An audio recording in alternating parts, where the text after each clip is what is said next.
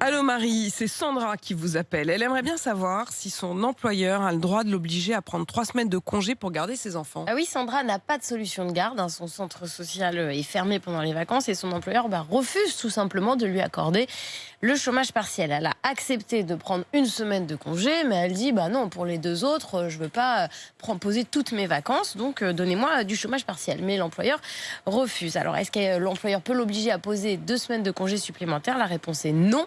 Depuis le début de la crise sanitaire, un employeur peut obliger un salarié à poser des jours de congé, mais seulement 6 jours maximum, pas plus. C'est une ordonnance qui date du 6 mars 2020. Donc, comme Sandra a déjà accepté de poser 1 semaine, eh bien son employeur ne peut pas la contraindre à poser davantage de jours.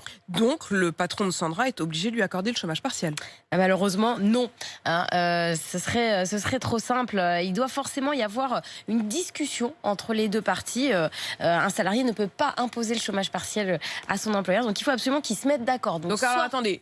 Le patron ne peut pas imposer de congé à son employé, mais l'employé ne peut pas imposer le chômage partiel à son employeur. Voilà, donc soit ils se mettent d'accord, soit l'employeur accepte finalement que Sandra prenne du chômage partiel, soit Sandra va devoir télétravailler en mode dégradé. Le gouvernement dit oui, mais les entreprises ont tout intérêt à accepter le chômage partiel puisqu'on le prend en charge à 100% cette fois-ci et qui n'ont pas intérêt à avoir des salariés en mode dégradé. Mais il n'y a pas d'obligation. C'est une recommandation de la part du gouvernement pour les employeurs. Ce serait bien que Sandra nous tienne au courant et qu'elle nous dise si finalement elle a réussi à trouver un compromis. Une solution. Je pense qu'elle n'est pas la seule dans cette Sandra, situation. il faut continuer à nous écrire à l'adresse allomari@rmc.fr.